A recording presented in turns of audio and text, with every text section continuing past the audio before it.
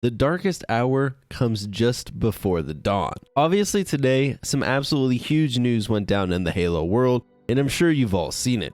If you haven't, I'll give you the quick little recap. Basically, amongst the whole tech industry, there's been a lot of layoffs, and Microsoft specifically is laying off 10,000 people today, which includes their gaming divisions such as Xbox and Bethesda. Now, we don't necessarily know the scale of what companies are hit the hardest, but it has become clear that 343 was hit pretty hard.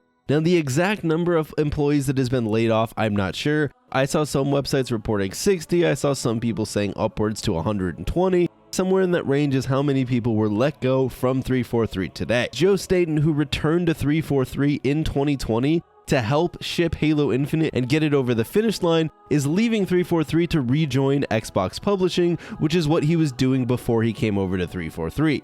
There he was basically hopping from game to game and helping various games over that last hurdle to be able to get to the finish line. Now, Bloomberg and Jason Schreier also point out that it seems like the campaign team got hit the hardest, and there was an email by Pierre Hintz where he said that the company had to make the difficult decision to restructure elements of the team, which means some roles are being eliminated. He then would go on to talk about how they would be continuing Halo Infinite's multiplayer and live service elements. Now, I want to be clear before we kind of get deeper into this video that people losing their jobs is clearly a horrible thing. Regardless of how you or I feel about the Halo franchise, you never want people to lose their jobs. These are people with families to feed, or mortgages to pay, or just rent to pay. And obviously what happened today is putting a lot of people out of jobs, and hopefully they're able to easily slot into other companies. That's first and foremost the most important thing. My heart goes out to everyone that lost their job today, along with anyone that's still at the company who watched their friends be walked out. While it's not necessarily as hard on them since they still have a job, it's still a really shitty situation. A lot of times with layoffs like this too, you'll see people end up leaving voluntarily after a big layoff like this as they go to follow friends into other ventures, or they find a job that they consider more stable. Now that said, obviously this leaves the door open for a ton of speculation about the future of Halo, because basically we have no clue.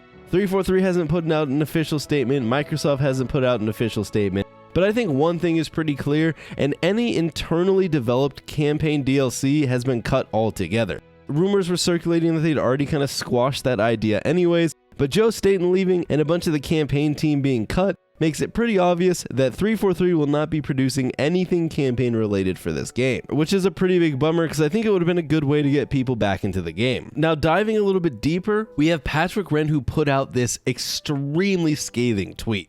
Now, if you don't know who he was the former lead multiplayer designer at 343, and this is what he had to say about today. The layoffs at 343 shouldn't have happened, and Halo Infinite should be in a better state. The reason for both of those things is incompetent leadership up top during Halo Infinite's development, causing massive stress on those working hard to make Halo the best it can be.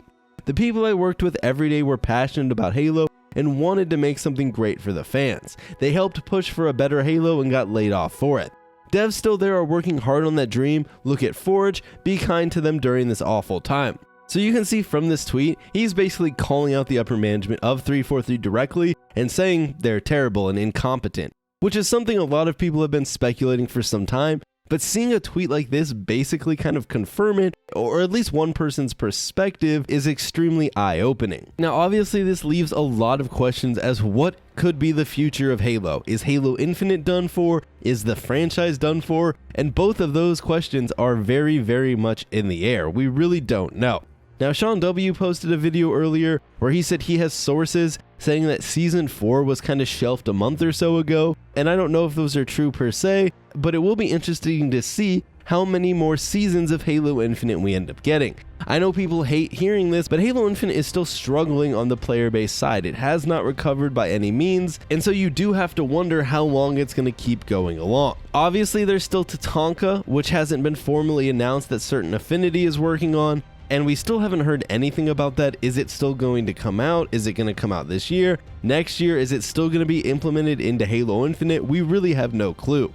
You also have the esports side of things, which also took some hits and honestly had been taking some hits before. Lots of teams are dropping out, and the roadmap has been up in the air for this year, and we really don't know what is going on besides Charlotte, which is supposed to come next month. Now, Toshi did confirm today that Charlotte is just the first event with a full roadmap still on the way, so we'll kind of have to wait and see there. But yeah, for Halo Infinite itself, I really don't know.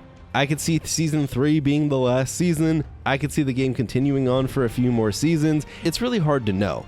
Obviously, some of the work on that stuff's already going to be done, and supposedly most of the people that were cut did work on the campaign side of the game, which if they're not going to put out DLC, obviously they wouldn't really have a reason to keep around. Arguably though, you could kind of reuse those assets, and Halo VFX actually makes a really good point where he said a lot of animators today were amongst those in the layoffs. And to him, this didn't really make sense because animation is such a malleable department. You can reuse these guys in different ways that isn't just campaign specific. So a lot of these people had been with the company for 10 plus years and they were laid off during this. We also have to be clear that layoffs never are good. When a company like this hits the point when they're gonna have layoffs, it's obviously because there's some struggles in the financials. They needed to cut costs because Halo Infinite isn't making enough money.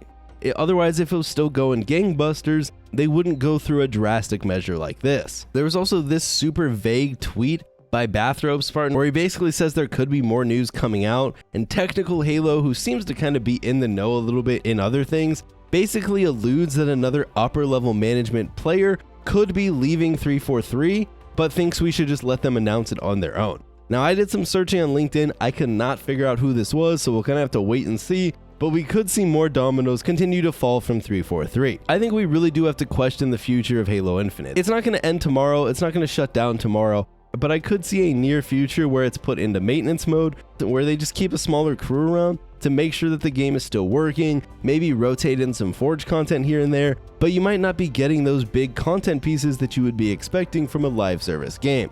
Now, that does go in counter to what Pierre said, so we really don't know. We kind of need an official statement from 343 in this front, but it's going to be really interesting to see what happens. A lot of people had a lot of trust and faith in Joe Staten to continue to turn this ship around, and obviously with him leaving, that's a massive, massive blow. Not only that, with most likely no new campaign or campaign DLC coming in the near future, that's going to leave just the multiplayer for this game to try and resurrect it a bit, which, as we have seen, the game is really struggling to bring players back. There's all sorts of rumors flying around on what could be happening with the Halo franchise. Is 343 completely going to be done? Is the IP going to be given to other people? Is it just going to take a break for a while? Like I said, we really have no clue.